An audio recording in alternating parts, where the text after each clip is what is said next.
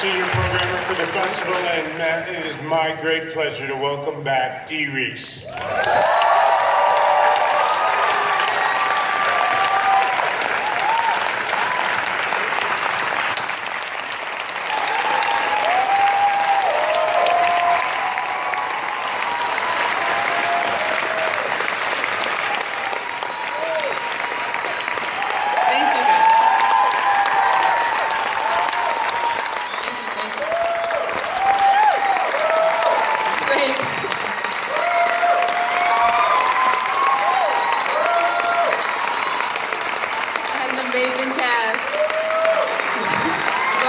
Carey Mulligan.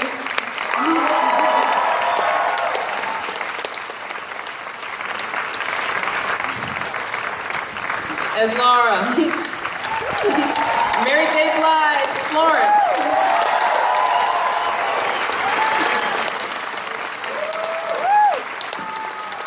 Garrett Hedlund is Jamie.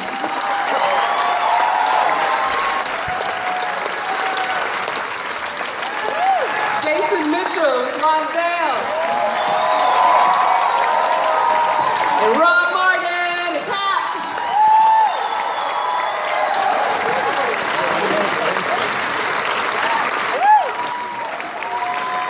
And I also want to bring up Charles King, Cassian, Elwes. Thank you so much for letting me do this and bringing this to me.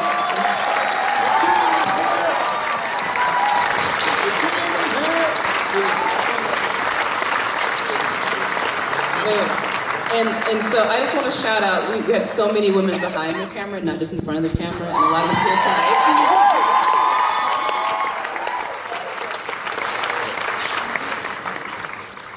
So, Mako Kametuna, our editor, is here tonight. Mako, where are you? Stand up and wave. Here's Mako. Tamar Kali, who wrote the music on this film. First time composing for a film. Where are you, Tamar?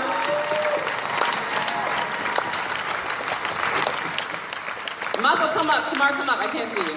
Just come up. Come on stage. Mako Kametuna, come on stage. Tamar, come on stage. And then Rachel Morrison, our cinematographer. She's not here. She's joking. Our sound recorderist, Hood Kuzak, she's not here. Angie Wells, our makeup artist. Angie, come up with Angie right there. And then our entire sound team, Damien, Nancy, Rob, I don't know where you guys are, but they're here. So I just want to thank the men and women behind the camera and just amazing space. Thank you. Okay, a couple things. Dee, are you done Reggae Big Ball? Yeah, I'm good. All right, cool. So asking Dee about the process. So it started with Hillary Jordan in her book. Where's Hillary Jordan? Woo! Hillary, come up.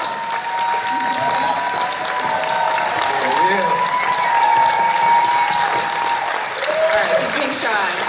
But Hillary, so Cassian Elwes bought me a script by Virgil Williams. Where's Virgil? And I really knew that there was a lot of there, and I wanted to dig in, and so I wanted to explode it out, and I saw this as being a story about two families. I saw this as being a story with amazing women, and basically I just wanted to juxtapose the battle at home versus the battle abroad, with the battle at home sometimes being even bloodier than the battle abroad. And so just to show these two families fighting on the front lines. And so like the process for me is just to get into the characters, you know, make sure there's that inner life. And luckily I had many producers that let me cast whoever I wanted. And so it was a great ensemble, and then just work with the actors. And David Bamba, who's our production designer, is he here? David Bamba? And Michael Boyd, our costume designer. So just assemble like a great team. How did she manage all the rain? So painfully. So, you know, like some of the rain we got on our own with cranes, and some rain was unwanted rain, and we just like shot around it, like used it. And so it was really just kind of making it be a part of the narrative. And so for me, the mud was a metaphor for the suck that we're all in, like the mud and the suck and the, you know, the elements being kind of indifferent to our suffering. And so we just kind of used cranes, we used wands, we used real rain and brought it in. And for me, like the story really allowed me to kind of get into my personal history. My grandmother was born in 1925 in a town called Faraday, Louisiana, and her parents were sharecroppers. And so she said she wasn't going to be a sharecropper, she wanted to be a stenographer. And so that's why that's in there. And so during the war, she basically got job opportunities in California. So she and my grandfather moved to California. And then in '54, after Brown versus Board of Education, they expatriated again to Liberia. So they gave up on the country completely. But this film, is about a search for citizenship. It's about the impossibility of going home. And I was able to channel, like, my grandfathers also, both grandfathers fought in the war. My maternal grandfather fought in World War II, and my paternal grandfather fought in Korea. And so they were both men who were from the country. One was from rural Tennessee, one rural Louisiana. And they both went away and kind of came back and didn't quite get what they should have gotten. And so it was great to be able to dig into all that and bring that to the screen. Like, I know a lot of the cast has similar stories, so. Yeah. Well, before I answer that, can I just thank everybody, this wonderful cast, director, and especially my co-writer, the man who adapted this and made this a possibility, Virgil Williams. And it should be up here.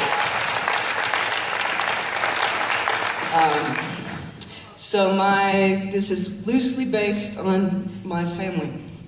Although no one killed my great-grandfather, he was quite a son of a bitch, apparently. And my grandmother did not have a love affair with her brother-in-law.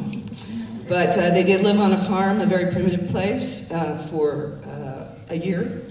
And out of that year came all of these stories, these amazing stories. And I grew up hearing them.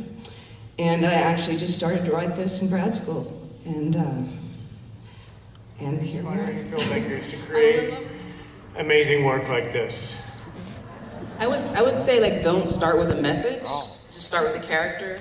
Start with, like, a character that won't get out of your head. Like, start with, like, and if you find a character, if it's not your material, like, find a character that you connect to. So when you start out trying to leave a message, I think it pushes people away. So I think start with relationships. And the thing I loved about this film was the opportunity for all these relationships and these families constantly bouncing off each other. And, like, that's what I was excited about, the multiple perspectives. So I think just find characters that you love, find material that you love, and just really get into the relationships. Like, just keep finding, like, the core, because to me that's what makes people feel something, not trying to say something necessarily. I think it amounts to juggling its tough racial issues and making it real. Well, besides color and race and color, as women, we have a bond. Like, there's this thing that we all understand about each other. And don't make me say it, menstrual cramps, things like that, labor pains, what it takes to be a woman. So we understand each other, and that's what makes us connect. And that's where the chemistry comes from, because automatically, if you're ready to, if another woman is not being catty and she's open, the relationship is just gonna just fly. You understand? I just wanted to say, personally, this is such an honor to be on stage with all of these people, but Mary to act with, from the day one, Dee had us do these rehearsal sessions where we just sat opposite each other and looked at each other in the eye, and it was really awkward. And then it got less awkward, and then it felt very real and interesting. And Mary was always just really incredibly truthful. So to act with, it's just, she's just open, and I think there was something, I think that relationship worked because of that. Right, and because you were so tight. It was very real. She didn't just come in like trying to be my friend. She came in like, just like I came in, like, who are you? And then it was like, oh, I love you, like that. You know women, how,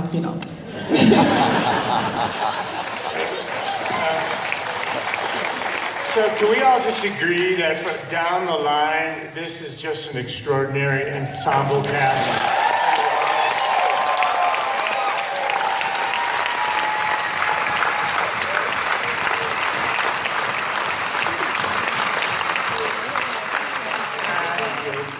Talk about your perspective of playing this part and being in this movie.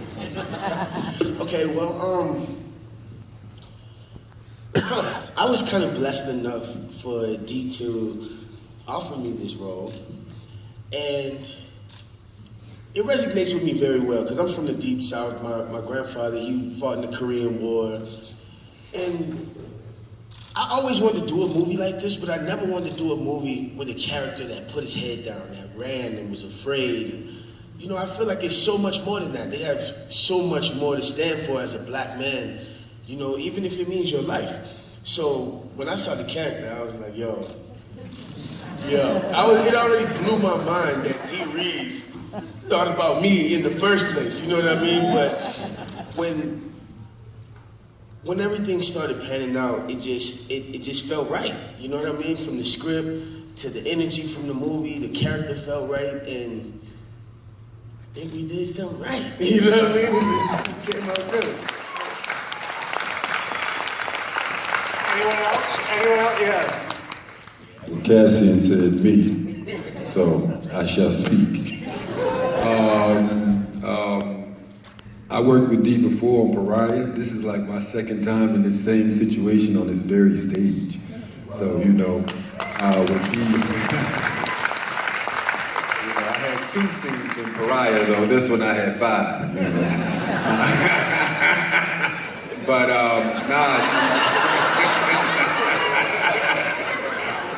But, you know, Dee got at me. She was like, look, Rob, I got this script, man, and you're the only brother I see for this character. Can you do it? And I was like, oh my God, Dee, yes, of course. And then when she sent me the script and I read the actual material, it was like a actor's dream. You know, you had some words you could chew on. You had some emotions you could chew on. And then when I found out I was working with these phenomenal people up here, I mean, man, it was like, again, an actor's dream. And then to be here and see the finished product with you all, I mean, how could I not take the damn road, right?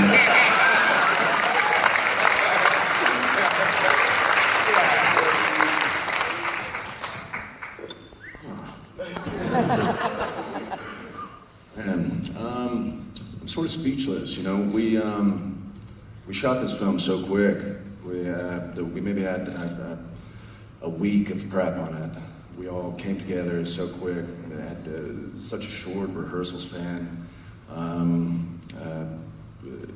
you know, which is quite rare, and a lot of us didn't even, you know, get a chance to work together. So to sit here and see what Dee did, all this footage, and what our wonderful crew here tonight did, it's just mind-blowing, you know, because, you know, we don't get to see a lot of the scenes everybody else is coming home to, you know, every day, and the pain and the tears they go through, you know, each day, and we don't even stay, you know, some people are in apartments, some are in hotels, some have kids, some, you know, like to have fun at night, you know. But, you know, to sit here, you know, I'm speechless, and it's such a wonderful job, dude. Such a wonderful job.